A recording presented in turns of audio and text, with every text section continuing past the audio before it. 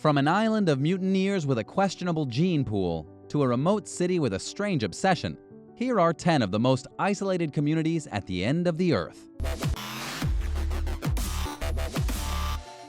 Number 10. Pitcairn Island. Pitcairn Island is probably the strangest remote place on Earth. This is probably the most outrageous story from any isolated community in the world. Let's start with the island itself, which is located in the absolute middle of nowhere, somewhere between New Zealand and Peru. It's actually one of the last remaining overseas territories of Britain. It also began its life way back in 1789 when mutineers from a ship called Bounty settled the island. There was literally nobody on it, and so a group of mutinous shipmates set up shop on the island, taking with them a handful of Tahitian men and women. It was supposed to be their escape from civilization, and it worked, but with a very nasty side effect. Today, the only way to reach this island is by taking a yacht ride for 32 hours. No plane or helicopter has ever landed on the island. But that's not really what the story today is about. The current population is around 50 people, and in 2004, a scandal broke out in which 6 local men were convicted of unspeakable crimes against children spanning for the last 40 years. This brought a whole bunch of really disturbing stuff to light. For example, there have been about 50 people living on the island since before the 1800s. With no new additions to the population, who do you think is having whose babies? There's a lot of strange and bizarre stuff going on, and after the revelation of the inhuman crimes against children that's been going on for almost half a century, the reputation of Pitcairn Island was destroyed. I would not recommend going anywhere near this place. Number 9. Chang Tang. The Changtang Plateau is a trip back in time. This place isn't exactly a settlement, but it is a kind of community. It's also not really at the end of the earth. This is more like the earth 10,000 years ago before human society. There are some indigenous people living in the area, but they're nothing like you've ever seen. The citizens that live in Changtang are nomads known as Changpa. They don't live in the same kinds of societies as we're used to. Expect to see small groups of families living inside tents and following around their herds of sheep and goats. This place really is as secluded as it gets when it comes to anywhere on the planet. The area is even referred to as the roof of the world. If you were thinking about visiting this vast plateau of wilderness and wildlife, it's going to cost you quite a bit of money. First of all, this place is located in Tibet, which itself has been basically secluded from the rest of civilization pretty much for forever. If you want to go to the Changtang Plateau, you're going to need a permit that costs several $1,000s. And once you're in there, good luck finding your way around. The scenery is bleak and vast, and the communities living on the plateau are sparse and widely distributed. Number 8. Supai Village. Supai Village in Arizona is one of the only places that is accessible by helicopter alone. The only other way to reach this village is by walking up an 8-mile, 12-kilometer trail from the nearest road. Otherwise, you need to drop in army style. Supai Village is the remotest community in any of the lower 48 states. But despite its isolation, it does get a shocking number of tourists every year who make the hike down from the road. And what tourists find there is an actual paradise. There's a waterfall, a creek, a river, and some of the most gorgeous scenery in North America. It truly is one of the most beautiful places in the US, since it is after all tucked inside of the Grand Canyon. As for the people who live there, they still get their mail delivered on the back of a mule. It's like 1619 down there to this day. The village is occupied by roughly 650 tribal members from the Havasupai tribe. It's one of the last remaining reservation villages in the United States, and its cultural significance is not to be sneezed at. While they definitely have their own problems, the steady flow of tourists has brought a nice boost to the local economy. Plus, it's great that Havasupai tribe are getting to show their culture to the world. These truly are the last guardians of the Grand Canyon. What's the most remote place you've ever visited? Was it an isolated Pacific island? Or perhaps a snowy back road up in Alaska? Or maybe you went deep into Siberia or high up in the Rocky Mountains? Let me know about your incredible travel experiences in the comments below. Then be sure to subscribe if you haven't already for more awesome videos right here on American Eye. Number 7. Tristan da Cunha. Tristan da Cunha is a tiny settlement located in the middle of the South Atlantic. It's considered to be one of the most isolated communities on the planet. The closest neighbor to this tiny town is at least 1,200 miles, 1,800 kilometers away. Imagine trying to borrow your neighbor's lawnmower. You'd have to fly to their house just to get it. The town itself was named in honor of the Duke of Edinburgh, who visited the island way back in 1867. And even though the village has a name, it's most commonly referred to simply as the settlement. That's because the town only has about 300 residents. They also don't have an airport. The quickest way to arrive at the settlement is by taking a boat from South Africa. And it's not a quick boat ride either. It takes a full 6 days from the coast of South Africa just to reach the island where the settlement is. But at least the 300 occupants have a lot that they can spend their time doing. There's lots of wildlife, there's even a giant volcano in the center of the island, and there's plenty of fishing. Interestingly enough, in 1961, everyone on the island had to be evacuated because the volcano erupted. But rather than stay in England where they were all evacuated to, most of the residents returned to the island just a few years later to find that not much damage had been done by the volcano at all. Number 6. Longyearbyen. Longyearbyen is one of the most distant towns from anywhere. It's located in Scandinavia and is so far north that it's closer to the North Pole than it is to the capital of Norway.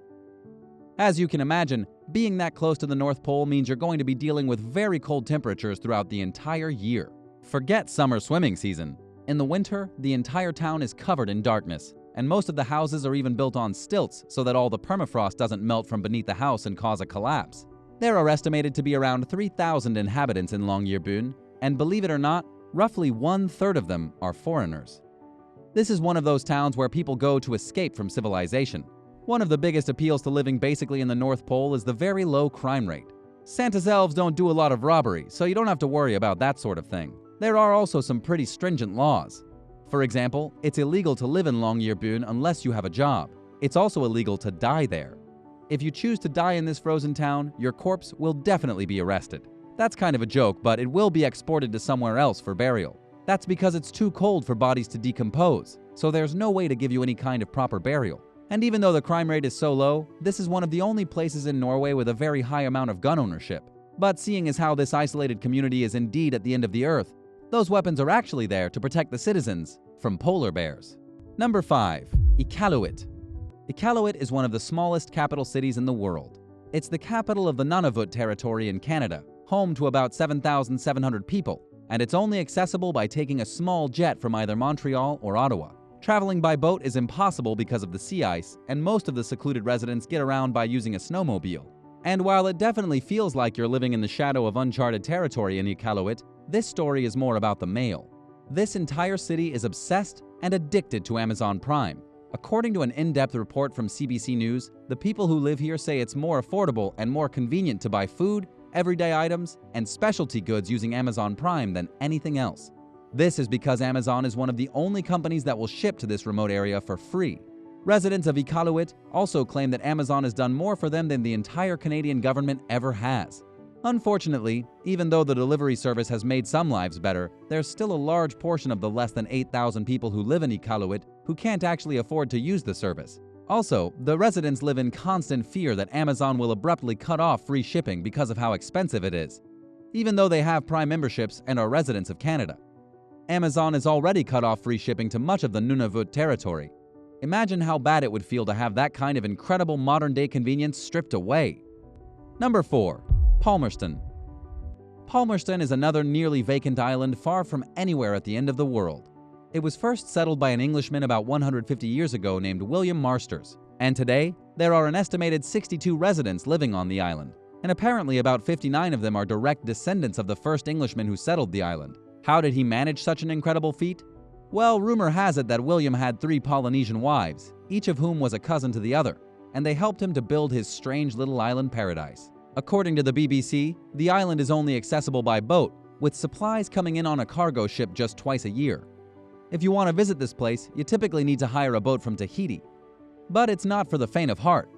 Palmerston is located almost in the middle between Australia, New Zealand, and Hawaii. It's surrounded by nothing but ocean, and getting there can make even the bravest person extremely seasick. Number 3. Whittier. Whittier is one of the most isolated towns in all of Alaska, which itself is pretty isolated in the first place. It really does feel like the last bastion of civilization, with the mountains towering far above the town. And while getting there is a nightmare with only one road leading to the town through the mountains, which is often only one way and is always closed at night, the town itself is one of the strangest on the list. If you were picturing a bunch of small houses and people living in a close community, you were wrong. The residents of Whittier pretty much all live inside the same building. It's called the Begich Towers, and it's a massive condominium where just about all of the 200 people inside the town live. It was once an army barracks, but has since been converted into an enclosed ecosystem. There are apartments inside, the post office is near the entrance, and there's a police station just down the hall. Everything the residents need is inside of the apartment complex. It gets even more brutal. The weather here is nightmarish. There are constant winds blowing at 60 miles per hour, it gets freezing cold in the winter, and not much better in the summer. But the residents are at least very unique. You have 200 people living in the same building with 200 different stories, and you could probably spend a month inside getting to know all the bizarre people living at this final outpost. Number 2. Coober Pedy. Coober Pedy isn't exactly at the end of the world, but if you were to visit this place, you might feel that the world is already ended. This is a hidden city buried in the middle of the Australian outback, and it doesn't get much more isolated than being trapped under the ground. If you need more proof of how apocalyptic this town feels, it was used in 1985 to shoot Mad Max Beyond Thunderdome. The town is also a mine. About 100 years ago, a teenager discovered opal nearby, and Coober Pedy was born. An entire town underneath the sand. According to Smithsonian Magazine, about 70% of the total production of opal on the planet can be linked back to Coober Pedy. But this place is more than just gemstones. About half of the population lives deep underground in dugouts where they can regulate the temperature and stay out of the grueling Australian sun. It's not that difficult to reach this town, but its sheer strangeness makes it one of the most interesting isolated communities ever. It's estimated that today the population is less than 2,000. Inside this underground village, you'll find a subterranean bar, art gallery, a couple of churches, and of course, a souvenir shop.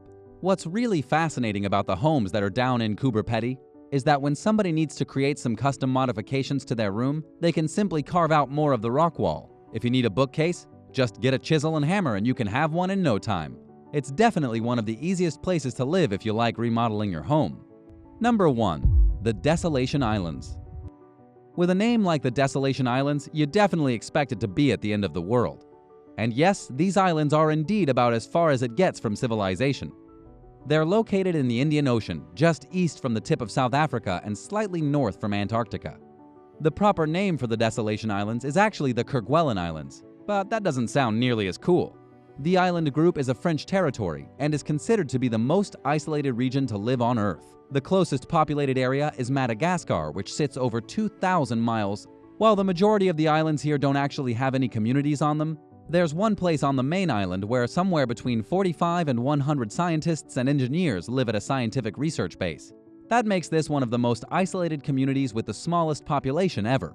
The scientists here study several different things like geology and biology, weather and climate. But other than that, there isn't really much interesting going on at the Desolation Islands. It would definitely be a surreal experience to live there, but I doubt many people want to be stuck in the middle of nowhere with just 45 people. Plus, it's so close to Antarctica that it's extremely cold. If you had the chance to visit just one of these remote places, which one would you choose? Let me know your thoughts in the comments below. Thanks for watching, and be sure to subscribe for the latest and greatest videos right here on American Eye.